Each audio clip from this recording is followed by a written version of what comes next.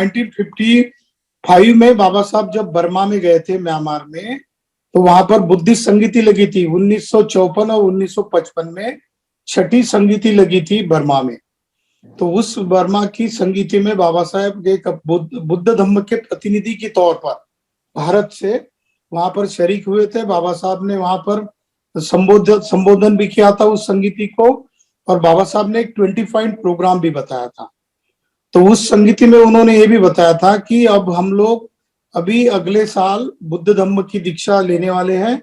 और जहां तक बाबा साहब ने उस भाषण में कहा था कि मैंने बुद्ध धम्म का बेसिक प्रिंसिपल जो है मैंने संविधान में डाले हैं। तो भारत के संविधान में डालने की वजह से जो कानूनी व्यवस्था है वो बुद्ध धम्म के आधार पर वहां पर तो उसने की है, ऐसा बाबा साहब वहां पर कहते हैं। दूसरा उन्होंने ये कहा कि जो बुद्ध का धम्म है वही धम्म जो फ्यूचर का विश्व का धम्म बनेगा, ये मैं बिलीव करता हूँ। और बाबा साहब ने 10 दिन के विपश्यना कोर्स के लिए रजिस्ट्रेशन भी किया था, लेकिन वो रंगून का जो विपश्यना का सेंटर जो था वो फर्स्ट फ्लोर पर था और उनका रेसिडेंट जो था नीचे के फ्लोर पर था। तो इसीलिए बाबा साहब को वो सीढ़ियां चढ़कर जाना पड़ता था। बाबा साहब को पैरों में गैंग्रीन की बीमारी थी और वो चल नहीं पाते थे। इसीलिए बाबा साहब ने सिर्फ 2 दिन का शिविर वहां पर किया और शारीरिक असमर्थता की वजह से वो उस शिविर को कंटिन्यू नहीं कर सके। ये उनकी हिस्टोरिक रेफरेंस की बात है। दूसरी बात है कि बाबा साहब ने जो बुद्ध एंड हिज धम्म किताब जो लिखी है सर, उसमें ये कहा है कि विपश्यना क्या है। तो ये सतीपट्टान सूत्र में आता है। विपश्यना शिविर में, सतीपट्टान शिविर में, जो सतीपट्टान सूत्र में तथागत बुद्ध ने जो धम्म के बारे में कहा है उसकी शिक्षा दी जाती है। उसका जो रेफरेंस है बाबा साहब ने खुद बुद्ध एंड हिज धम्म के इंग्लिश वर्जन में पार्ट 4 में व्हाट इज सद्धम्मा, धम्मा, अधम्मा एंड सद्धम्मा, इस 3 चैप्टर में बाबा साहब ने किया है। तो इस चैप्टर में बाबा साहब ने सतीपट्टान सूत्र का जिक्र किया है। तो विपश्यना में सिखाया क्या जाता है? विपश्यना में शील, समाधि और प्रज्ञा सिखाई जाती है। शील समाधि क्या है? तो शील 3 अंगों का है, जिसमें सम्मा वाचा, सम्मा कम्मंतो, सम्मा आजीवो, सम्मा व्यायामो, ये 3 है। सम्मा दृष्टि और सम्मा समाधि, सम्मा दृष्टि और सम्मा संकल्पो, सम्यक दृष्टि और सम्यक संकल्प ये प्रज्ञा है। सम्यक वाचा, सम्यक कम्मंतो, सम्यक आजीवो ये है शील है। और सम्मा सति और सम्मा समाधि ये 2 विपश्यना है या फिर मेडिटेशन है। तो बाबा साहब ने बुद्ध यानी धम्म इस ग्रंथ में इसी चीज का एलाबोरेशन किया है। तो बाबा साहब कहते हैं कि बुद्ध ने विपश्यना में जो सिखाया है वो है 8 अंगों वाला मार्ग। शील 3 अंग के है, समाधि 3 अंग की है और प्रज्ञा 2 अंग की है। जब हम शील करते हैं तो ये धम्म का फाउंडेशन है। जैसे कि किसी घर की हम रचना करते हैं तो पहले उसकी प्लींथ बनाते हैं, फाउंडेशन बनाते हैं, फिर उसके ऊपर दीवार खड़ी करते हैं और उसके ऊपर फिर छत होता है। तो बुद्ध कहते हैं कि जो शील है ये फाउंडेशन है, समाधि है ये दीवार है, और छत जो है वो प्रज्ञा है। तो इसमें बाबा साहब लिखते हैं आगे कि जब तक शीलों में कोई इंसान परिपक्व नहीं होता तब तक उसकी समाधि नहीं होती, और समाधि और शील तक जब तक नहीं होते तब तक उसको प्रज्ञा नहीं आती। प्रज्ञा यानी सत विवेक बुद्धि। एक आदमी के अलावा दूसरे, तीसरे, 5वें और हजारों लोगों के साथ मैं किस तरीके से बिहेव करूं, ये बिहेव करने की मेरी जो बुद्धि है वो बुद्धि प्रज्ञा से आती है। तो बाबा साहब सतीपट्टान सूत्र का ही बुद्ध यानी धम्म में उल्लेख करते हैं, जो कि विपश्यना के 10 दिन के शिविर में बताया जाता है। अब बाबा साहब ने बुद्ध यानी धम्म इस ग्रंथ में ये चैप्टर्स है, मैं शॉर्ट में सिर्फ टाइटल बताता हूँ।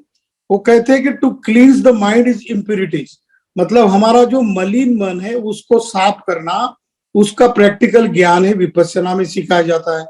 क्योंकि जब तक हम लोग समाधि या मेडिटेशन नहीं करते या विपश्यना नहीं करते तब तक हमारी मन की जो इम्प्यूरिटीज होती है, जैसे राग है, द्वेष है, मोह है, मत्सर है, माया है, वासना है, ये जितनी भी विचिकित्सा है, ये चीजें जब तक हम लोग विपश्यना से प्रैक्टिस नहीं करते इन बातों का, तब तक हमारा मन साफ नहीं होता।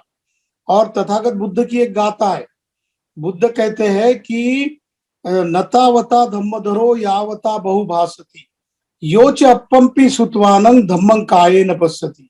चाहे कोई आदमी हजारों ग्रंथ पढ़ लेता हो, वो रटता हो, वो पोपटपंची करता हो, लेकिन उसके मुताबिक अगर वो चलता नहीं है, तब तक उसके ज्ञान का कोई अर्थ नहीं है।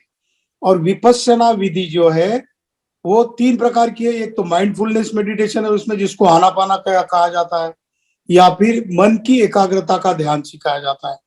दूसरा है विपश्यना। विपश्यना यानी to scanning of our body, मतलब एक आधा मरीज है, उसको कोई बीमारी है, तो जब उसका सीटी स्कैन रिपोर्ट निकाला जाता है, उसको मशीन में डाल देते हैं अंदर, उसके अलग अलग तरीके से फोटो निकाले जाते हैं, उसकी बीमारी का निदान किया जाता है और फिर उसके ऊपर औषधि करते हैं।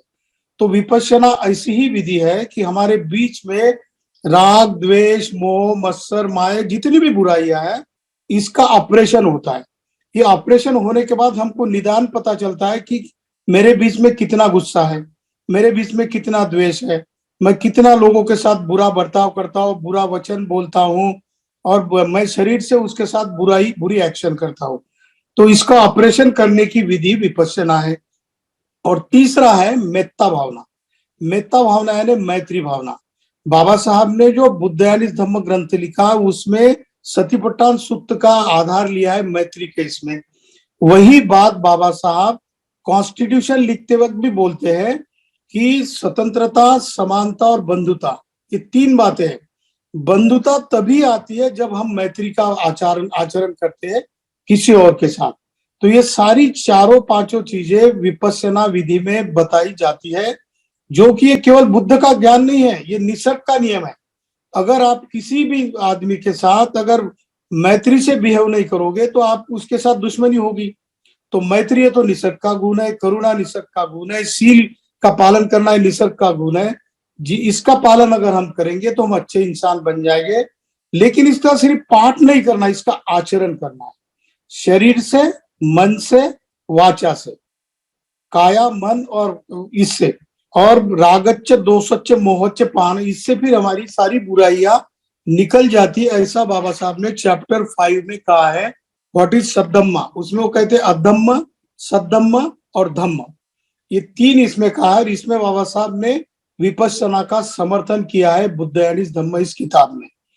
और बाबा साहब की एक बात ये भी बताता हूं कि जो रत्तू उनके जो पिए थे, वो रत्तू जी के पास एक फोटो मिला है जिसमें बाबा साहब आनापाना मेडिटेशन करते थे। आनापाना मेडिटेशन ये 10 मिनट 15 मिनट का मन को एकाग्र करने का ध्यान होता है। उसकी फोटोकॉपी भी है। तो बाबा साहब जब राजगृह में थे, तब एक बर्मा के भिक्खु के साथ उनका संपर्क हुआ था।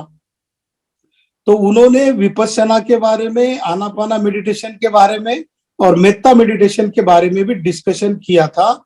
ये Buddha and future of his religion, इसमें भी लिखा है।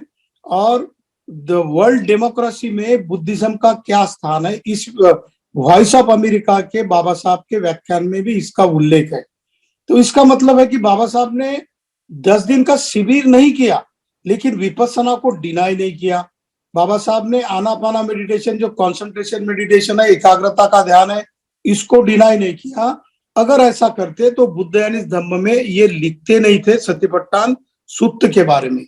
इसीलिए बहुत से लोग बोलते हैं कि बाबा साहब कहाँ 10 दिन का शिविर करने गए, बता दो। तो बाबा साहब गए तो थे, लेकिन शारीरिक असमर्थता की वजह से वो 10 दिन का शिविर बर्मा में पूरे नहीं कर पाए।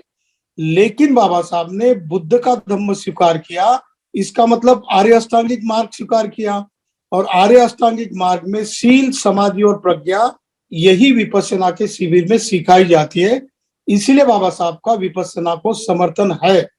जो लोग इसका अपोज करते हैं, उन्होंने ना तो 10 दिन का शिविर किया होता है, ना उन्होंने सतीपट्टान किया होता है, ना ही उन्होंने बुद्ध के धम्म की प्रैक्टिकल प्रैक्टिस की होती है। ऐसे ही लोग इसका विरोध करते हैं। सर, मुझे लगता है कि आपको ये बात समझ में आई होगी। धन्यवाद सर, बहुत बढ़िया सर, साधुवाद सर, समझ में आ गया। या जो लोग बुद्धिज्म को फॉलो करते हैं, उनके लिए मेडिटेशन विपश्यना कंपलसरी है क्या?